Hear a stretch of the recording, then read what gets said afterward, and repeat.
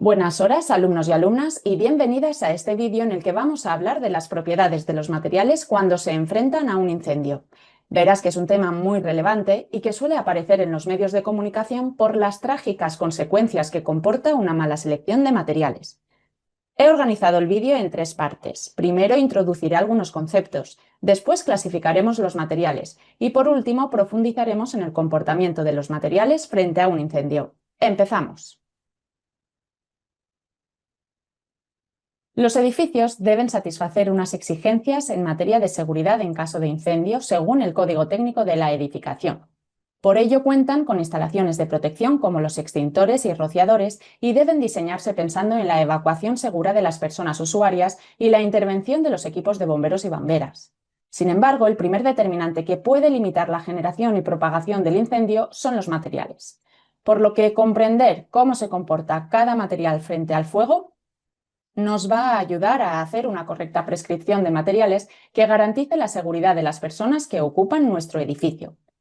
Antes de seguir, debemos definir algunos conceptos básicos, porque no es lo mismo hablar de fuego que de incendio. El fuego es una combustión controlada que ponemos en marcha para beneficiarnos de sus efectos, como cuando calentamos la lámina impermeabilizante de una cubierta para realizar un buen sellado entre capas, como ya veremos en los últimos temas. Por el contrario, en un incendio, la combustión se propaga de manera incontrolada, tanto en el tiempo como en el espacio. Muy bien, pasemos al segundo apartado de la clasificación de materiales. Según los cambios en las propiedades físicas y químicas de un material en un incendio, podemos hablar de materiales incombustibles, ignífugos o combustibles. Y como recordarás, la combustión es el proceso por el cual una sustancia que llamamos combustible reacciona con el oxígeno liberando energía en forma de calor y luz. Los materiales incombustibles son capaces de desarrollar la combustión en unas determinadas condiciones específicas, como por ejemplo la piedra natural. Por el contrario, un material ignífugo es aquel cuya combustión queda ralentizada, suprimida o prevenida. Puede ser una capacidad inherente al material o bien adquirida con tratamientos específicos durante su proceso de fabricación, como por ejemplo materiales plásticos con retardantes de llama. Por último, tendríamos los materiales combustibles, que son aquellos capaces de ser quemados, generando combustión en unas determinadas condiciones. Un ejemplo muy claro es la madera. Vamos a seguir con el tercer apartado del vídeo, que consiste en el comportamiento de los materiales durante un incendio. Cuando se produce un incendio se pasa por distintas fases. Vamos a imaginar que estamos en un incendio en un recinto interior controlado y estanco al paso del aire. En el inicio del incendio, es decir, cuando se está generando el incendio, se produce un calentamiento lento de los materiales adyacentes por conducción y también del aire interior por convección. Conforme va aumentando la temperatura, también aumenta la transmisión de calor por radiación, lo que aumentará progresivamente el calentamiento de objetos y materiales cercanos. Los materiales combustibles podrían liberar gases inflamables que empezarán a retroalimentar al incendio. En un punto determinado, que llamamos flashover, se produce un aumento brusco de la temperatura en muy poco tiempo, lo que facilita que se desarrolle el incendio y se produzca la combustión de los materiales. Cuando ya se ha desarrollado el incendio totalmente, todos los materiales y objetos del recinto están ardiendo y la combustión es generalizada, por lo que la temperatura alcanza sus valores máximos. En determinado momento se inicia el decaimiento del incendio, causado por la insuficiente entrada de oxígeno o porque sencillamente ya no queda más material que quemar.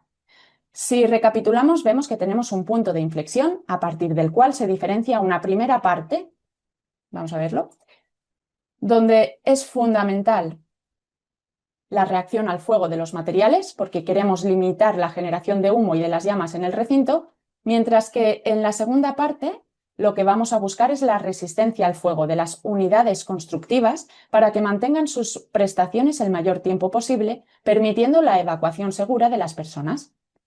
Vamos a definir mejor estos conceptos. En primer lugar, y según el Código Técnico de la Edificación, la reacción al fuego es la respuesta al fuego de un material en términos de su contribución al desarrollo del fuego con su propia combustión, y se expresa en euroclases, que son clases europeas de reacción al fuego. Y por otro lado, la resistencia al fuego es la capacidad de una unidad constructiva, como por ejemplo un forjado o un muro, cuantificada en minutos, de cumplir durante un tiempo la capacidad portante, la integridad al paso de las llamas y el aislamiento. Vamos a desarrollar estos dos conceptos con más detalle. La reacción al fuego se expresa en euroclases, que se agrupan en tres propiedades diferentes: la combustibilidad, la generación de humos opacos y la generación de partículas incandescentes o gotas. Se entiende por combustibilidad la capacidad del material para desarrollar la combustión. Podemos tener materiales incombustibles, como hemos comentado antes, pero en función de la gradación de incombustible a muy combustible podemos encontrar diferentes categorías que se identifican con diferentes letras, desde la A para incombustible hasta la E para combustible y la F para no clasificados. En segundo lugar está la generación de humos opacos. Los humos opacos son peligrosos porque pueden provocar falta de visibilidad y dificultar la evacuación del edificio. La clasificación va de S1 con baja generación hasta S3 con alta generación de humos opaco. Y por último hay que considerar la generación de partículas incandescentes, que podrían provocar en su caída por gravedad la propagación del incendio a una cota inferior a la de su origen, y también dificultar la labor del equipo de bomberos y bomberas. En esta clasificación vamos a ir de la D0, que no genera gotas, hasta la D2, que genera gotas y además durante un tiempo superior a los 10 segundos. Las posibles combinaciones de estos tres parámetros nos dan distintas clasificaciones, que podemos ver en este esquemita de aquí o este esquemita que tiene otro formato también para entenderlo mejor. Y la definición de estas propiedades se realiza en base a ensayos sobre el material en función de la siguiente norma UNE correspondiente, que es lo que nos va a aparecer en la declaración de prestaciones de cada material. Perfecto, vamos a comprobar si estás asentando conceptos respondiendo a la siguiente pregunta. Muchas gracias por tu respuesta. Ahora que ya conocemos lo que es la reacción al fuego de los materiales, vamos a estudiar la resistencia al fuego de las unidades constructivas. La resistencia al fuego pertenece al escenario de un incendio plenamente desarrollado y fuera de control en un edificio. En esta situación lo que buscamos es que la unidad constructiva, y no el material, mantenga sus propiedades el mayor tiempo posible para permitir la evacuación. Esta capacidad de aguantar se determina en función de tres criterios: la capacidad portante o resistencia, la integridad al paso de llamas y gases calientes y el aislamiento. Se entiende por capacidad portante, representada con la letra mayúscula R, al tiempo durante el cual un elemento es capaz de mantener su función portante. Y obviamente solo es aplicable si el elemento es estructural, es decir, si transmite otras fuerzas, no solo su peso propio. En segundo lugar, se entiende por integridad, que se representa con la letra E, al tiempo durante el cual un elemento es capaz de mantenerse como barrera al paso de la llama y de los gases, es decir, que evite el paso de las llamas o gases calientes a la cara no expuesta. Obviamente esto no es aplicable a un elemento que no sea separador, por ejemplo, a un soporte o a una viga o una celosía.